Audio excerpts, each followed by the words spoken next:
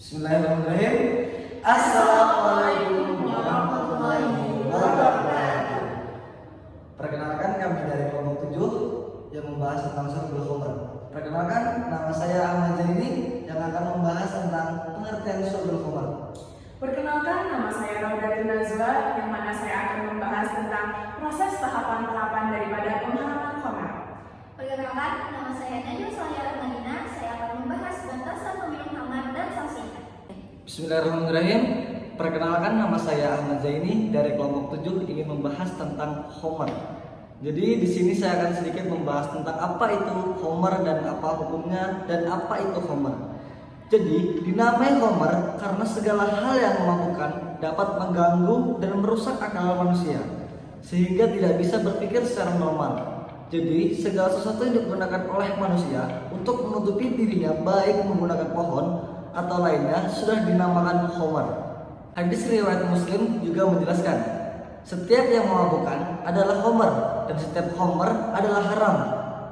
Menurut para fuqaha, Qamar adalah cairan yang bersifat memabukkan, baik terbuat dari buah-buahan seperti anggur dan kurma, atau dari biji-bijian seperti gandum, atau dari manis-manisan seperti gula. Itulah tadi beberapa jenis yang termasuk dalam golongan Qamar menurut hadis riwayat Muslim.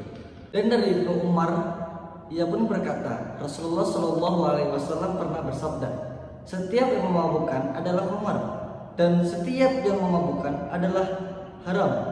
Nah, itulah tadi penjelasan dari Ibnu Umar melalui pendengarannya dari Rasulullah Shallallahu Alaihi Wasallam. Qamar juga dapat berarti menutupi, sehingga Qamar diartikan sebagai jenis minuman yang memabukkan dan menutupi akal sehat manusia. Menurut Abu Hanifah, yang dimaksud Qamar adalah minuman dari perasan anggur yang dimasak sampai mendidih serta mengeluarkan buih. Itulah yang dinamakan Qamar menurut Abu Hanifah. Dan menurut Islam, Qamar adalah minuman keras yang zaman dahulu dibuat dengan campuran kurma dan anggur. Karena dapat memabukkan, Qamar kemudian dilarang dengan cara bertahap karena sudah menjadi kebiasaan sejak zaman jahiliyah. Untuk menghindari dan menghilangkan Qamar di zaman sekarang hingga zaman sekarang, para fuqaha dan para alim ulama melarang Qamar secara bertahap karena ini sudah menjadi kebiasaan dari zaman jahiliyah terdahulu. Baiklah, mungkin itu tadi sedikit pengertian tentang Qamar dan hukum-hukum Qamar. Mungkin setelah ini akan disambungkan oleh materi yaitu tentang proses pengharaman Qamar secara bertahap. Mungkin saya akhiri. Syukran kasiran. Halo semuanya, perkenalkan nama saya Raudatul Nazwa. Di sini saya akan menjelaskan atau menyambung materi daripada saudara kami Ahmad Zaini. Di sini saya akan menyampaikan materi tentang proses tahapan-tahapan daripada pengharaman Qamar.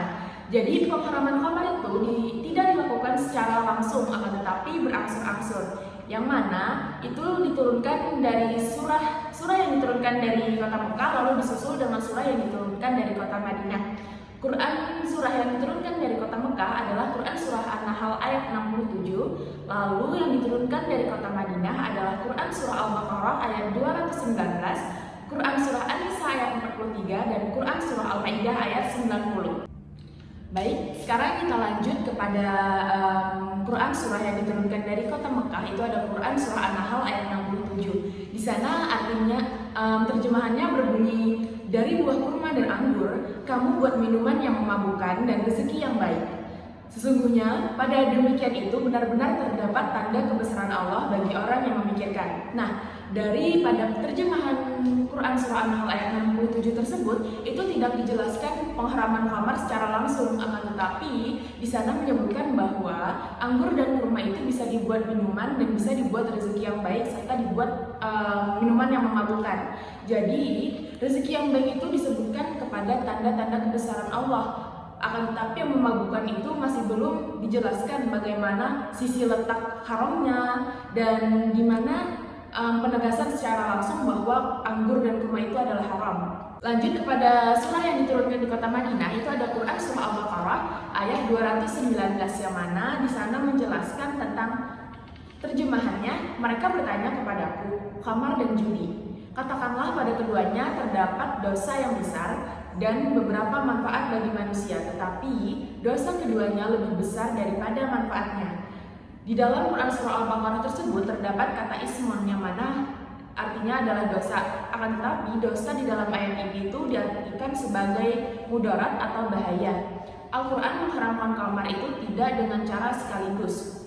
Lalu, adapun sisi manfaatnya yaitu manafi'ul linnas dalam ayat ini menjelaskan perkara sosiologis di mana sebuah tradisi ini diakui ada bahaya dan manfaat, tetapi bahaya itu lebih besar daripada manfaatnya. Lanjut kepada Quran Surah An-Nisa ayat 43, di sana ada terjemahannya yang berbunyi, hai orang-orang yang beriman, janganlah kamu sholat sedangkan kamu dalam keadaan mabuk. Nah, di dalam ayat ini sedikit dijelaskan bahwa ada pembatasan yang mana berbunyi janganlah kamu sholat sedang kamu dalam keadaan mabuk, yang mana orang tersebut jangan datang ke tempat ibadah, takutnya akan menyalahkan omongan-omongannya. Nah, lanjut, batasan-batasan tadi itu membatasi orang yang mabuk itu tidak diperbolehkan untuk melakukan ibadah, takutnya apa yang ia ucapkan tidak sesuai dan mengganggu orang yang sedang beribadah. Lanjut kepada surah yang diturunkan di kota Madinah yang terakhir, itu ada Quran Surah Al-Maidah ayat 90. Di situ terdapat aspek pelarangan penuh yang mana terjemahannya berbunyi, hai orang-orang yang beriman, sesungguhnya meminum khamar, berjudi, berkorban untuk berhala, dan mengundi nasib dengan panah adalah perbuatan keji dan termasuk perbuatan setan. Maka jauhilah perbuatan-perbuatan itu agar kamu mendapatkan keberuntungan. Nah, dalam ayat ini itu terdapat aspek pelarangan penuh yang mana di dalamnya itu menyatakan jauhilah, tidak di saat ia mau sholat, tetapi setiap saat dilarang walaupun hanya sekedar icip-icip. Jadi dimanapun dan kapanpun ia berada, khamar ataupun hal yang lainnya yang mengharamkan itu termasuk benda yang dilarang dan hukumnya pun adalah haram.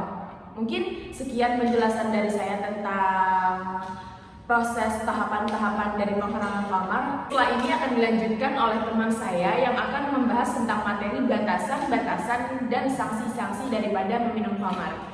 Sekian dari saya, terima kasih. Halo, nama saya Najwa Salia Rahmanina. Saya akan melanjutkan materi tentang batasan meminum khamar dan sanksinya. Ulama kalangan Hanafiyah dalam Az-Zuhaili memaparkan, mereka membedakan antara dua, yaitu sanksi meminum khamar dan sanksi mabuk. Menurut mereka, meminum khamar dalam jumlah yang sedikit ataupun banyak tetap akan dikenakan sanksi hukum. Meminumnya saja mendapatkan sanksi, apalagi sampai mabuk, maka sanksi yang didapatkan jauh lebih berat. Abu Hanifah berpendapat, selain perasan anggur dan kurma, bukanlah khamar. Apabila meminumnya tidak mabuk, maka hukumnya halal. Tapi apabila memabukkan, maka hukumnya haram. Sedangkan jumhur ulama tidak membedakan sanksi meminum khamar dan sanksi mabuk. Menurut mereka, memakan ataupun meminum zat dalam jumlah sedikit ataupun banyak, hukumnya tetap haram, baik itu memabukkan ataupun tidak. Jumhur ulama berpendapat, selain perasan anggur dan kurma juga disebut khamar, baik sedikit ataupun banyak, selagi itu bisa memabukkan. Ada beberapa hadis mengenai sanksi meminum khamar dan mabuk. Yang pertama, dari Anas bin Malik bahwasanya Nabi SAW didatangi oleh seorang yang meminum khamar. Beliau mencambuknya dengan 2 pelepah kurban sebanyak 40 kali. Hadis riwayat Muslim. Hadis yang kedua, dari Anas bin Malik bahwasanya Nabi SAW pernah menghukum pelaku jarimah khamar sebanyak 40 kali dengan sendal dan pelepah kurma.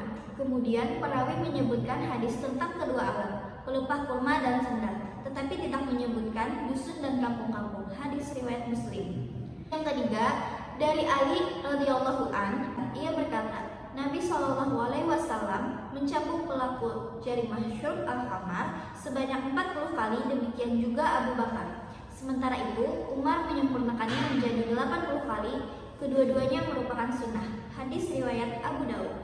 Itulah tadi penjelasan tentang jarimah syurb al-khamar. Dari pengertian, proses atau tahapan-tahapan pengharaman, sampai batasan meminum dan sanksinya. Itu tadi sedikit pembahasan materi dari kami kelompok 7 tentang syurubil khamar. Salah kurang mohon dimaafkan, lebih kurang dari mohon ditambahkan. Akhirul kalam. Assalamualaikum warahmatullahi